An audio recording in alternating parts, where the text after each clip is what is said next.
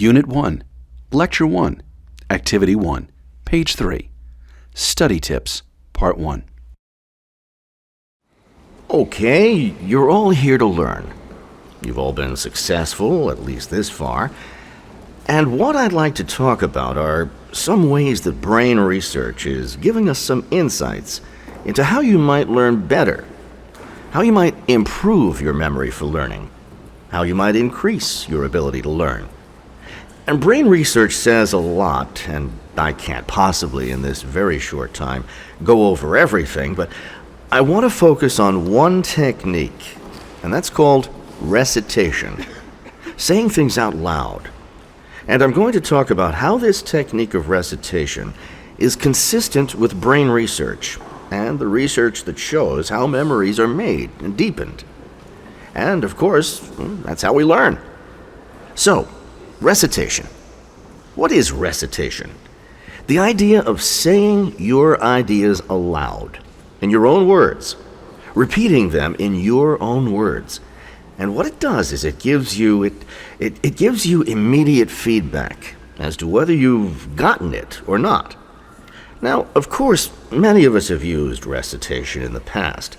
We've practiced multiplication tables or spelling words. Facts like capital cities over and over and over, repeating them to our parents, ourselves. And sometimes, I think in college, we forget how much power, really powerful it can be to do that. Now, recitation works for several reasons.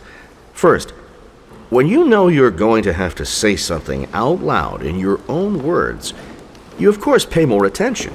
You're thinking, oh, I'm going to have to tell somebody this. So it's a big impetus for paying attention. It focuses you.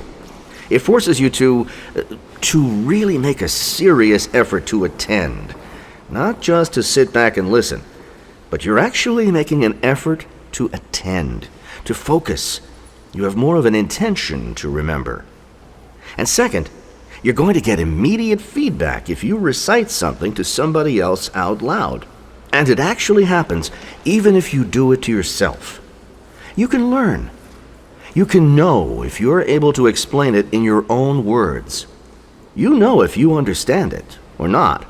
And then finally, another reason recitation works is that when you recite something that you heard or read, you're using different parts of your brain. So instead of just using the parts of your brain that enable you to listen or read, you're also using the part that enables you to verbalize. So recitation can really help you because it gets you to pay closer attention. It makes it clear whether you understand something or not. And it uses a different part of your brain. And this all fits in with brain research. Because what brain research says is that the more senses we use, senses, listening, feeling, smelling, tasting, the stronger the neural connections. The more senses that we use, the stronger the neural traces, those patterns, those pathways, those impressions that are made on the brain. So by reading, speaking, listening, writing, reusing, again, the more senses we use, the greater the impression on the brain. And by saying something out loud, or using a different sense than previously, we're deepening those neural traces. And then another thing that brain research says is that the more feedback we get, the faster and the more accurate our learning can be. So listening is not just about information going in, but it's also about seeing if we're correct, seeing if we got it, seeing if it makes sense to others or even to ourselves. Okay, so here are some tips for recitation. The first one, and we've talked about this before, when you finish reading, for example, a paragraph in a reading assignment, what should you do? I don't know, maybe write answers. Reread it? Not just reread it, but tell someone about it. Try to speak about it. Put it in your own words, even if you're by yourself. Say it out loud, to hear, to see whether you understand it or not. Can you explain it or not? You don't even need a partner for that. And you'll see that if you understood what you read, you can explain it. Another thing that you can do to practice this is to find a partner and ask each other questions and answer them out loud. So work with partners, asking and answering questions. I often see students doing just that in the cafeteria. And the third thing to do is to make some tools to help you recite. You might want to create some reminders to help you remember ideas, to prepare you for saying things out loud. Index cards, flashcards, note cards. All this will help you remember more, and remember more accurately, and retain it for longer. So I recommend trying this. It's a great tool for remembering vocabulary, for practicing reading. There's a lot more that we can get from brain research about how to study, how to remember. But I hope this gives you a little bit of an idea about one technique that you might use to strengthen your own or to deepen your own learning and memory. In fact, you might want to see if you can apply some of those concepts right now with this particular lesson. Try it.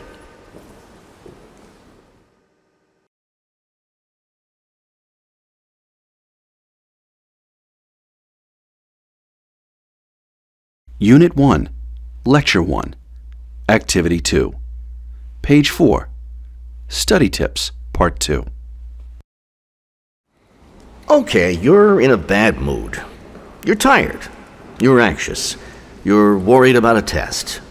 How are you going to get over it? You're feeling tired. What can you do to pick yourself up? You can drink a cup of coffee, eat a candy bar, take a walk, take a nap. What's the best thing for you to do to get energy, to get focused, to change your mood? And what I want to do is talk about some research that's been conducted to see what works best to affect this kind of mood change, energy change. Do some techniques work better than others? I'm going to talk about a couple of studies that were done, actually more than a couple. I'm going to talk about 4 studies that were done by a psychologist and professor named Robert Thayer.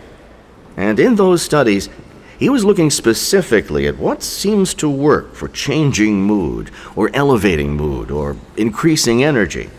And he primarily worked with students. What can they do to energize themselves? What's most effective?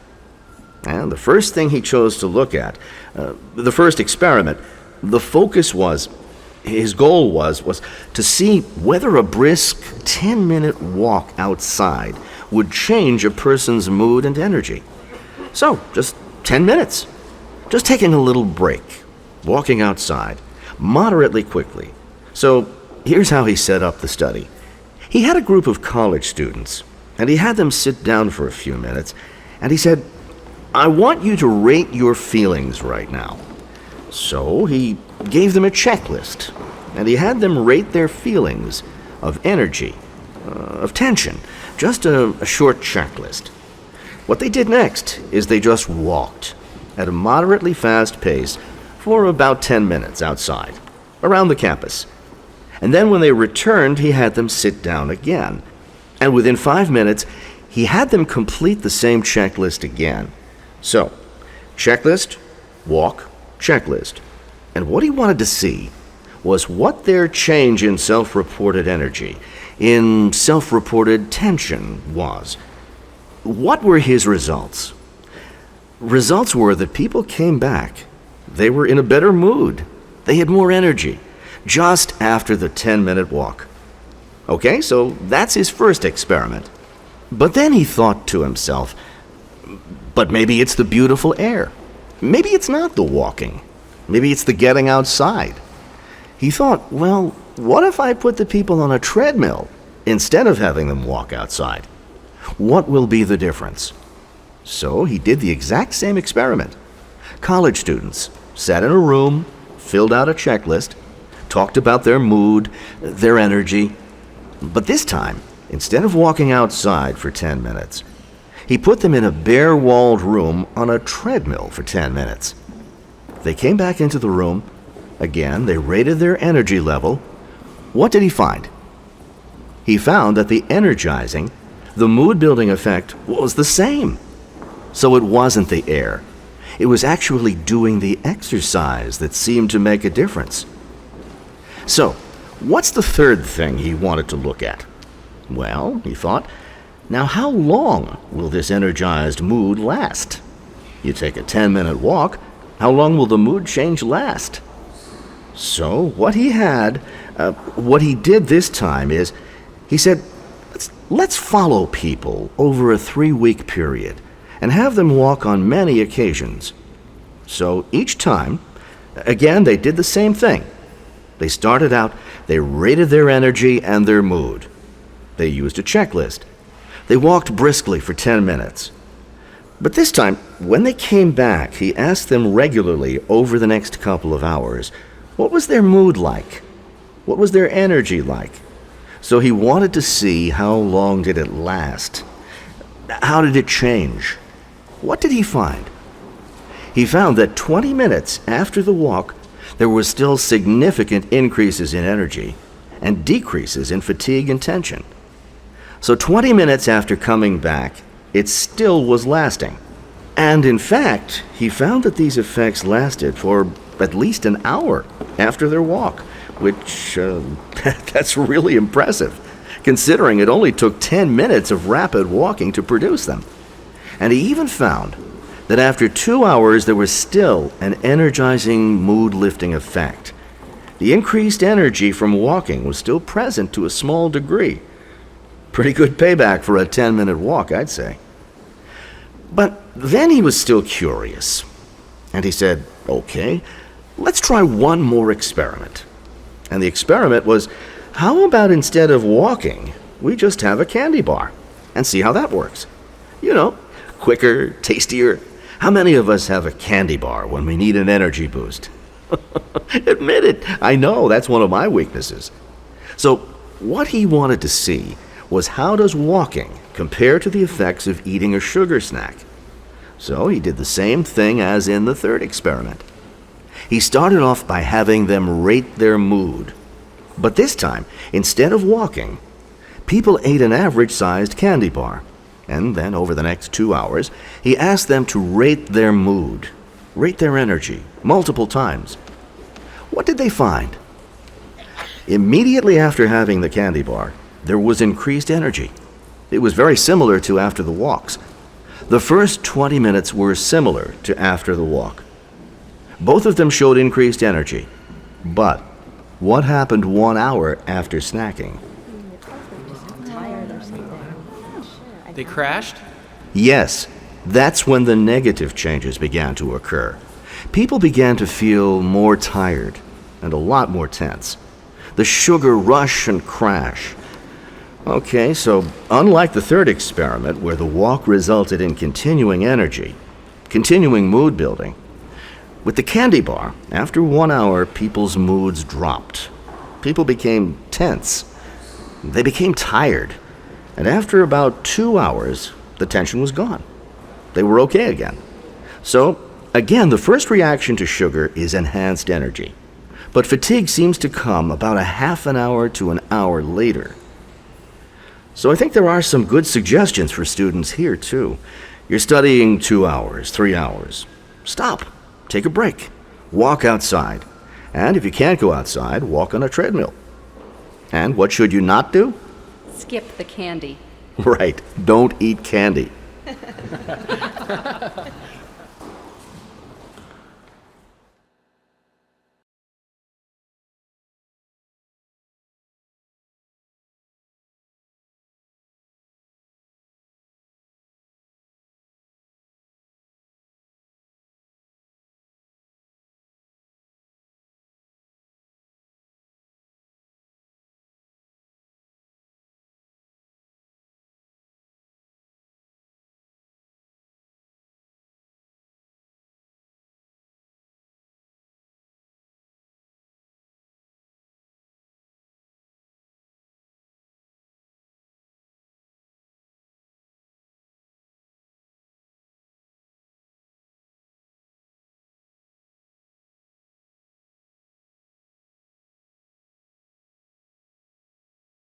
Unit 1, Lecture 1, Activity 5, page 6.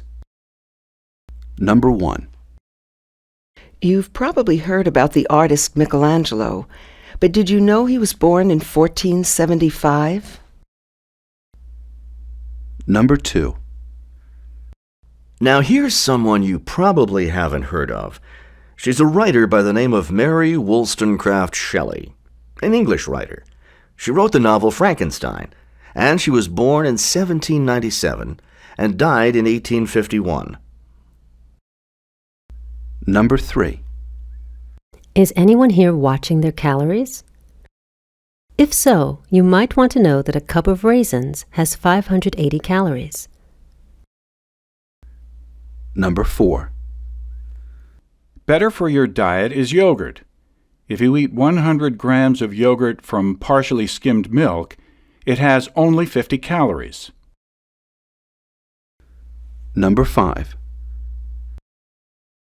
Let's take a look at immigration to the U.S. in 2005. In that year, about 34% of immigrants coming to the U.S. were from Asia. Number 6.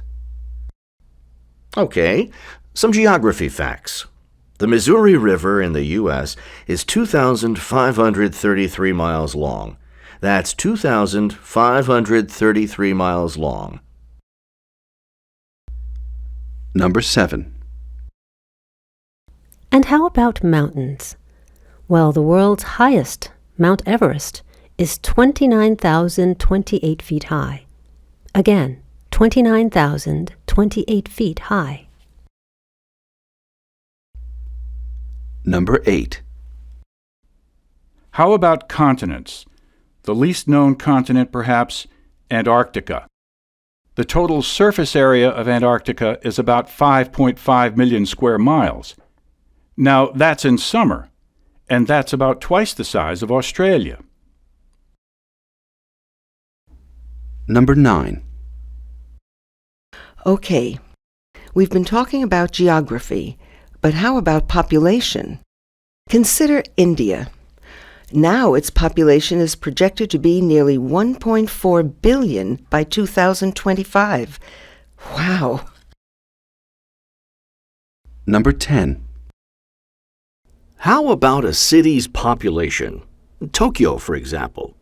Tokyo is projected to have 36.4 million people in the year 2025. 36.4 million. Something to think about. Number 11.